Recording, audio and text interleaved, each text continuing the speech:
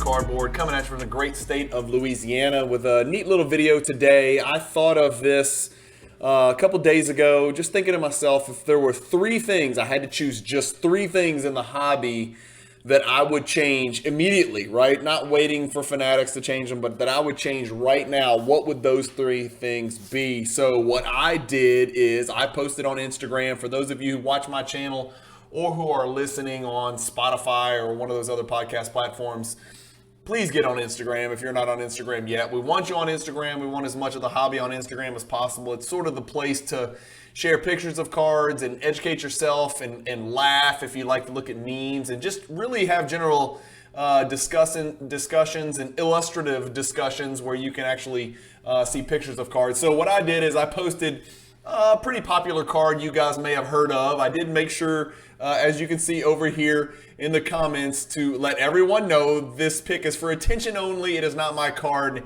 yet.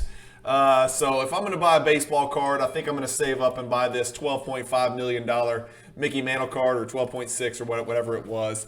But anyway, as I say in the comments that you can read over here, I'm looking for input and I'm soliciting input about what you guys would change. If you could change any three things in the hobby, what would you change? If you had a genie that came to you, just like in Aladdin, and the genie said, I'll give you three wishes in the hobby. What are your three wishes? And of course, you can't wish for more wishes. That's against the rules, even in the Hobby Genie's book. So we've got some great comments from some great collectors out there. Adam, the Real Guy 27, is the first one to jump in, and he says more emphasis on cards rather than their valuation, more love given to collectors of all levels, I guess, as opposed to investing, and then more interest towards education rather than drama. I am with him on all three of those.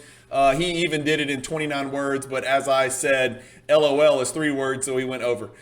Super Trout comes in with no PSA upcharge BS. I don't know what BS stands for. No, I'm kidding. I agree, Super Trout. I don't like the PSA upcharge. No eBay authenticity guarantee. You know I agree with that because I've done 2 videos addressing the subject. And I think the input from comments on those videos was very clear that a lot of us agree with you, Super Trout. No social media influencers pushing an agenda. I agree. I try to do my best. I certainly don't consider myself an open quotes influencer, close quotes, because I think there's a distinction between social media,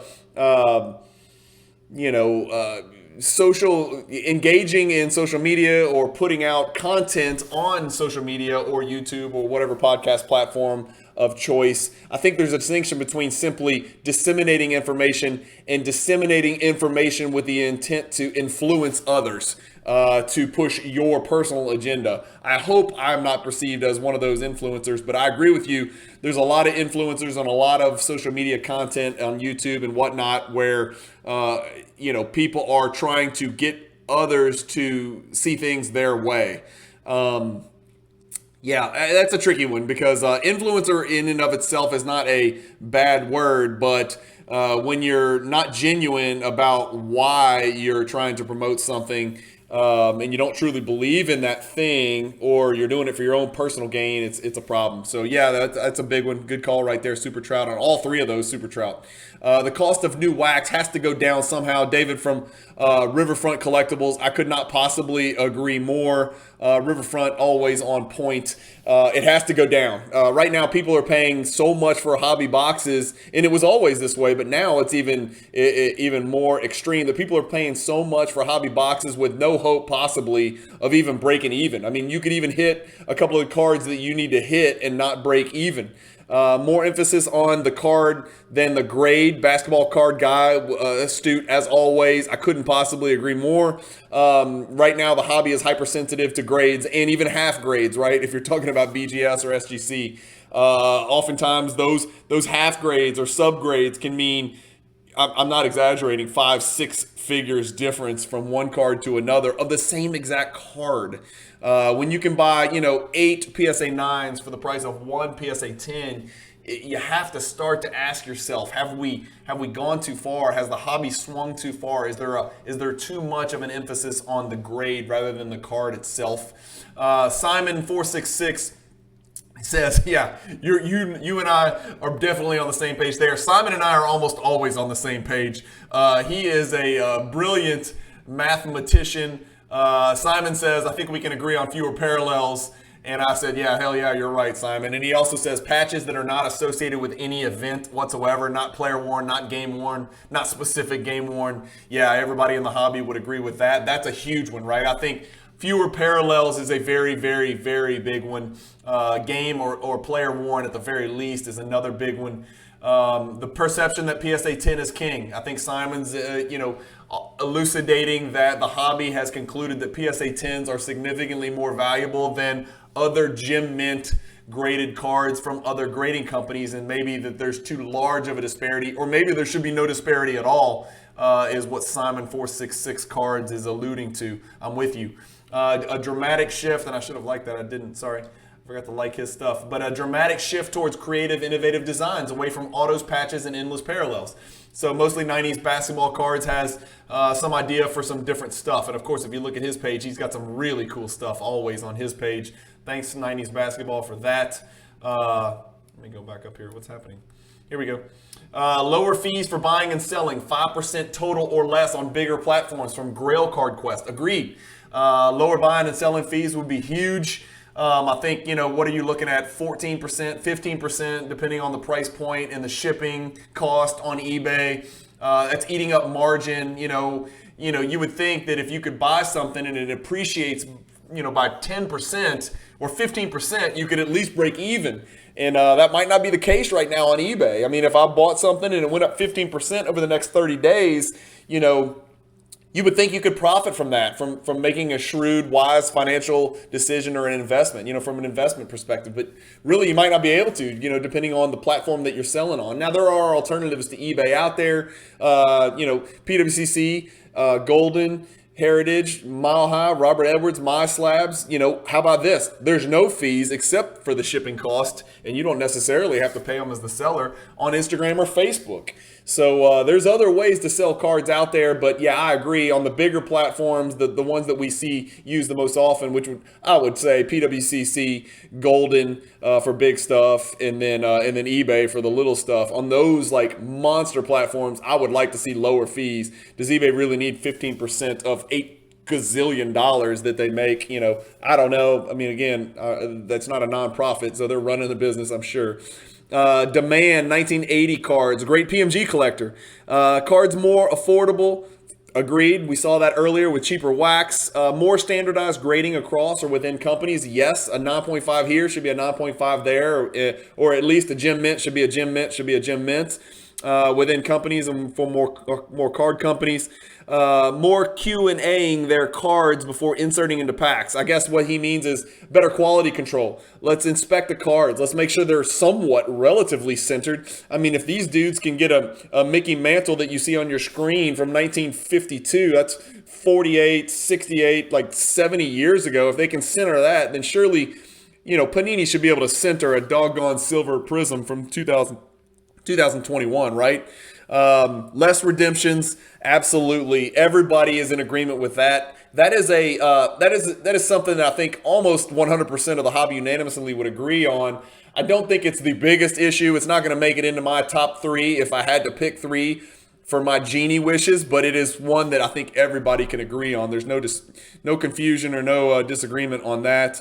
What about competition between manufacturers? No exclusivity or monopoly BS.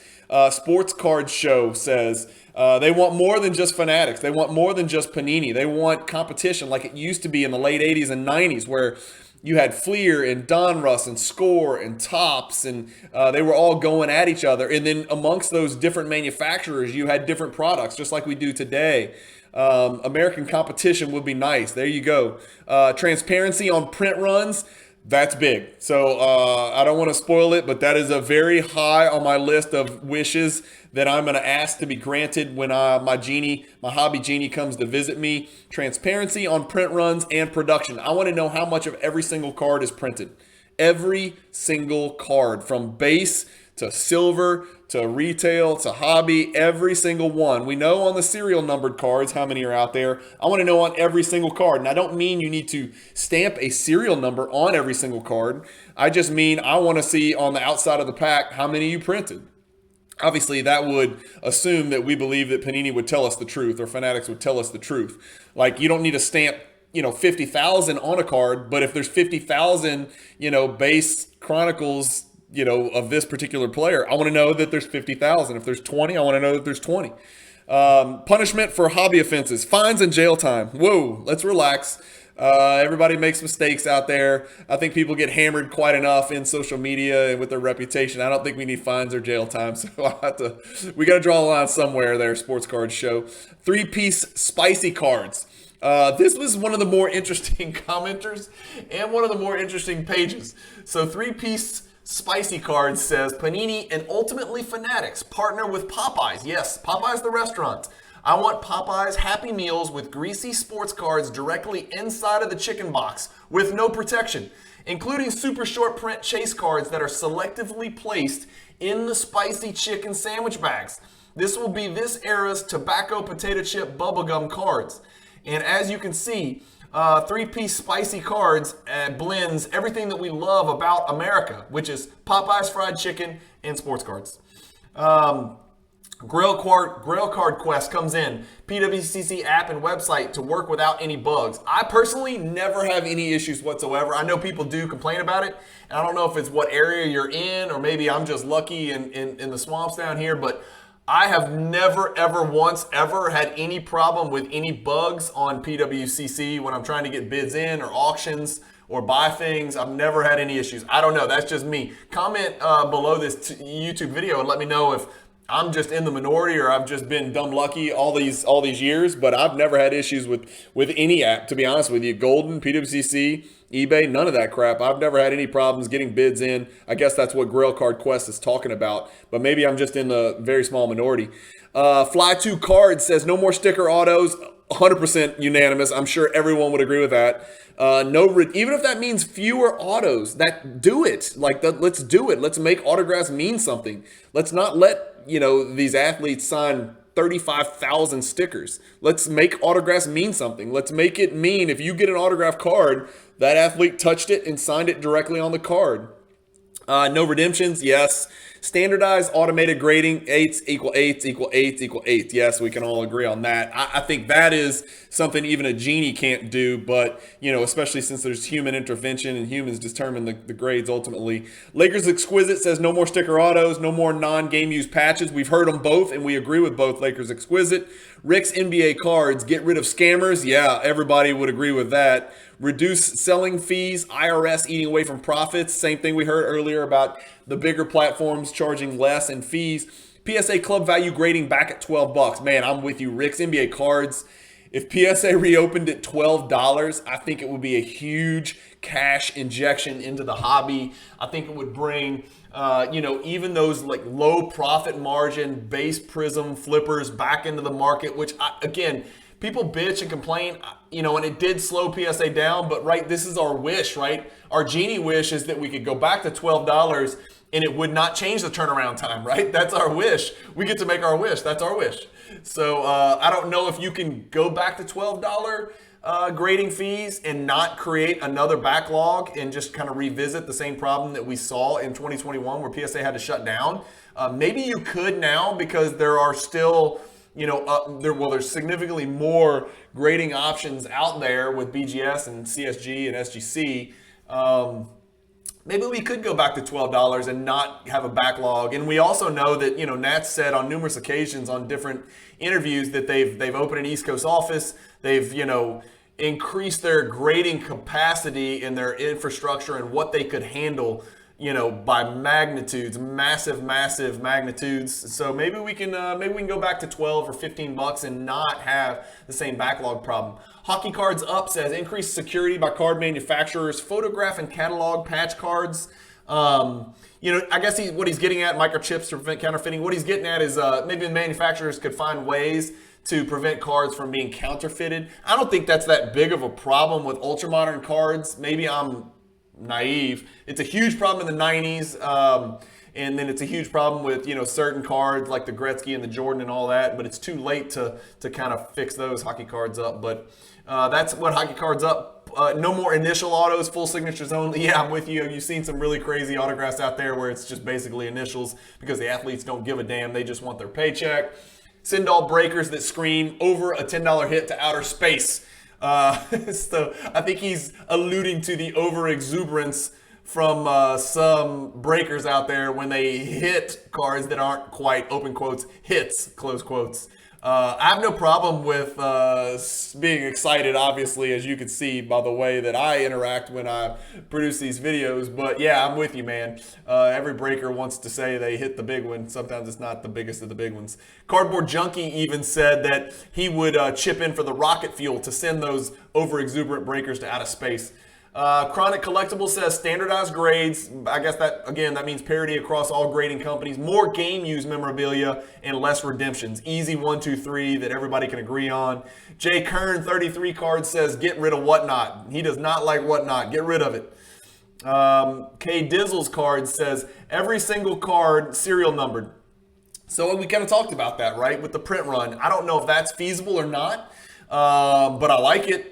Base, autos, inserts, everything. Every product's either retail or hobby only. That would be great, and I think that would help kids. Like if you knew a product was retail only, maybe that would help get kids back in and suppress these exorbitant prices that people are paying for wax.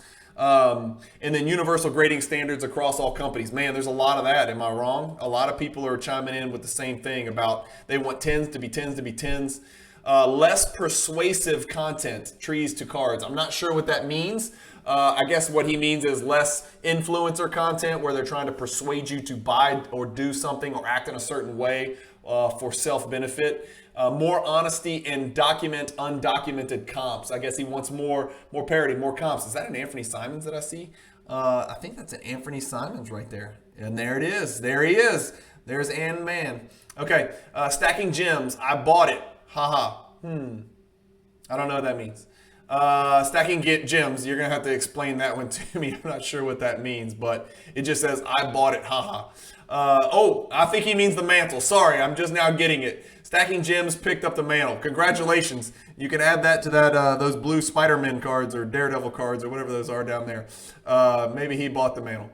Watashiwa 05. By the way, I don't think they've identified who bought the mantle, have they? Maybe they have, and I'm just in the dark. I don't really care because it's a baseball card and it doesn't mean much to me. But comment below if we know who bought that mantle that you see on your screen. I don't think that they shared that yet, but maybe I'm wrong. Watashiwa 05. Products without auto memorabilia hits and lower price points for opening product. Third would be no redemptions. Yep. Cheaper Hobby Boxes, Cardhead says Cheaper Hobby Boxes. And not the first time we've seen that one. Sports Card Dad says this one is easy. The Mirage, that PSA is the only grading company of worth. 4 very capable grading companies. And then I think my man Jeremy Lee, newly signed free agent by Tag. Jeremy Lee, the great sports content creator and the content godfather, chimes in. That Tag is also an option out there. Now that would make sense. I'm sure Tag was one of the 4 Super Trout. Yep, that's right. Slapdown Card says more kid-friendly products, shops and shows, fewer clowns that are here for a quick buck and don't actually collect. A ban on additional vaulting options. We have plenty of vaulting options right now. Slapdown Cards, I know there's a bunch of options out there. I think Golden has one, PSA has one, eBay has one, PWCC has one. There may even be more out there. Obviously, ComC's one. There may be more out there than I know about. Direct sales. This is one card, one story. Direct sales of all singles from card companies to consumers. Wow, so just cutting out everything, cutting out packs, cutting out middlemen, and selling cards directly to consumers from the card manufacturers themselves. More emphasis on collections and less on investing. Yep, card companies disclose total print runs of all cards and sets. I think that number 3, card companies disclose total print runs and or serial number every single card, would be phenomenal. I think it would, provide that much needed transparency. I've got a video coming out where we talk about 2018 Luka Doncic rookie cards. I think you guys, your jaw is going to hit the floor when you realize how many graded Luka Doncic rookie cards there are out there in the market. I don't think that many people understand exactly the magnitude of the problem with the overprinting from Panini. And that's 2018. We know 2019 was worse. as far as overproduction. And I don't think that there's any reason to believe that they didn't print more for the 2020 than they did for the 2019, and so on and so on. So we can only hope and pray that when Fanatics takes over, which is hopefully sooner rather than later, they'll chill with this overproduction and overprinting of all the cards. Not just too many parallels, but too many cards, period. Justin's PC says more transparency, less talk about cards that could be interchanged with stocks. Look, I'm guilty of this. I think the investment aspect of the hobby is a fascinating one. It's interesting to me. It makes it more enjoyable. But I do agree, and I've always said that ultimately there has to be an end user who wants the card more than the green cash dollars in their hand for anything to have value in this hobby. At some point, somebody has to say, I want that card more than I want those dollars. And I don't think, we're ever going to get to that point in a, pure vacuum where everybody wants the thing more than the dollars. But, investing is a big part of the hobby. I think it's an important part of the hobby. I think it makes collecting and investing more fun. Just me. Not a swipe at anyone in particular.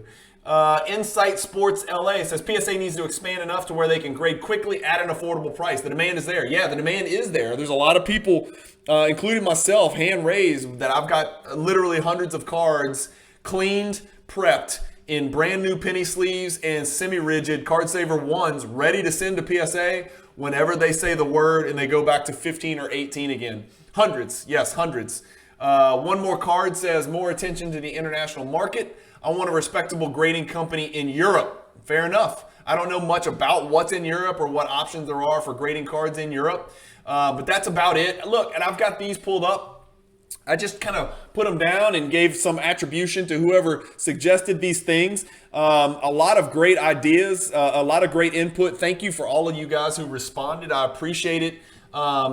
With a quick response as well. I wanted to put this video out there. My three are this. Look, again, this is like choosing your Mount Rushmore for basketball. If you say, Magic Johnson's not in the, top 4 basketball players of all time, it's not an insult that Magic Johnson sucked. It's just that you don't think he's in the top 4. So out of all of these tremendous suggestions, I had to choose 3, and the 3 that I chose are highlighted. Now, I think some of these 3 would solve some of the other problems that were mentioned.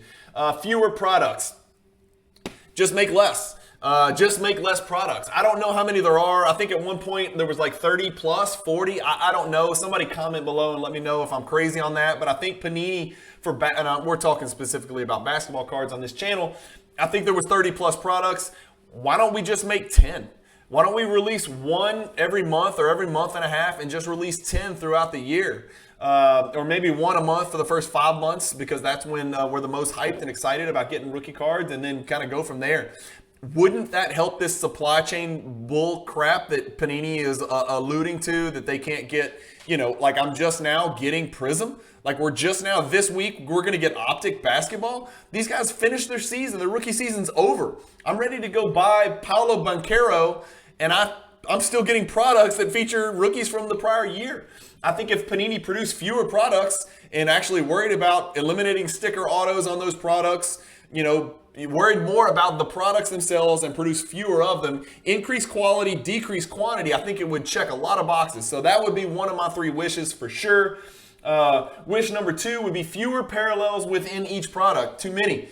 It's just too many, and the more you make, the less they mean. I don't know how else to put it. Right now, it seems to me like Mojo and Orange should be really important within Prism. I'm just going to use that as an example. But they're really not. Black and gold, that's it. Black, gold, nebula. That's pretty much your run right there. And that is kind of the hobby trying to tell Panini, chill out, man. I think 10 would be the number. Maybe 12, something like that. But if you go back to like 2012 Prism and 2013 Prism, man, those were the days. If you've got a color, it matters. Like any color. Go to 2012 Prism. If you've got a silver, a green, or a gold, it's big dollars, and it really matters. Whereas right now, there's just too much going around. It just doesn't matter that much. So fewer parallels with it, fewer products, then fewer parallels even within those fewer products. And then lastly, for me, it would be transparency on print runs. I think I would like Fanatics to tell all of us as collectors and investors how many there are of each card that they make. I don't care if they really stamp the serial number on the back of each card. That's great. I mean, that would be fine, but it's not necessary. I think what's necessary is that we know how many of those are out there. Like how many of you guys, I don't want to spoil the video, but I've got a video coming out. How many of you guys think there's more than 1 million Doncic rookie cards printed? That would be, comment below if you think there's more or less than 1 million Doncic rookie cards. Comment below if you think there's more or less than 150,000 Gem Mint Luka Doncic graded rookie cards from 2018 across all of the products. Comment below if you think there's more or less than 150,000 Gem Mint graded Doncic cards. I would be curious to see what you guys think. But those are my three, guys. That's it. Transparency on print runs. I want to know how many and how much you're printing. And then I want you to print fewer products. I don't need 30 products. We don't need Recon. We don't need Origins. We don't need Chronicles.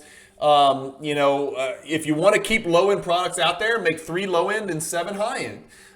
You got your 3 staple chromium products with Prism, Select, and Optic. You print your hoops and your Donruss for the kids and for cheap, and then you tell us what the print run is, and you tell us you printed 450,000 Paolo Banchero base hoops. That's fine. Tell us. That way we can not pay money for them. PSA 10s will sell what they should. The Raw will sell what they should. And then the kids can collect those products and put them on retail shelves. And then you make your exquisite, you make your immaculate, your flawless, and your national treasures. And then you sprinkle in 3 or 4 more. Maybe your noirs or, your impeccables. I'm leaving some out, I'm sure. Your Court Kings, stuff like that. Maybe you print 15, but don't print 40. Don't print Recon. Don't print Flux. Don't print all this crap. It's not well received. We don't want it. We don't like it. It confuses people. It doesn't have any staying power. So fewer products, fewer parallels within the product. Go back to like maybe 10 to 12. And then transparency on print runs. Again, there's a million things that I left out. No sticker autos, game worn only, fewer grading companies. But look, I only had 3 choices, and so those are my choices. But I think if you employed those 3, if my Hobby Genie could grant those 3, then Panini wouldn't have to be shoving, random jerseys off the rack at Walmart into cards, because they'd have more time to focus on the quality of the fewer products and the fewer parallels and the fewer autos and the fewer, patch cards that they're going to produce. They wouldn't have to produce 50x what they're going to produce, and it would solve some of those other problems. Some of the other ones that maybe I didn't mention were some people wish there were fewer grading companies. Some people wish there were more grading companies. So that's funny, and that's an interesting disparity in the hobby. Some people want more competition, and some people just want fewer grading companies for ease of use and entry into the market and more knowledgeable, hobbyists out there. And then fewer sales platforms. That's one that I came up with. That would be very high on my list, probably in my top 10. I wish that there was a more uniform, consistent, more tailored, narrow focused place to buy and sell cards. I think that would really help our hobby. Faster turnaround time is a big one. More or easier direct to consumer distribution. Make it easier to get cards. In Baton Rouge, Louisiana, it's tough because our local card shops don't get quite the quantity of wax that, some of these other bigger breakers do and some of these other bigger shops around the country do. So that's a big one. But anyway, those are my thoughts, guys. Let me know what you think. Let me know what your top 3 are in the comments. Hopefully you guys enjoyed these comments. There's so many great collectors out there, and some of the people that commented, on this post that I put on Instagram are just some of the best collectors and investors out there. So I appreciate the input. Anyway, just my thoughts, guys. If you had a Hobby Genie come to you and said, hey, I'll grant you 3 wishes, what are your 3 wishes to change right now, right? Hopefully Fanatics watches this video and they're listening. Hopefully the current owners of Panini still care a little bit, even though they're on their way out the door. We know they don't really care because they're not changing anything. But wouldn't it be nice if we had a genie that could grant these 3 wishes for us? So hopefully you guys enjoyed this neat little video. Keep collecting. Please stay positive in the hobby, and peace.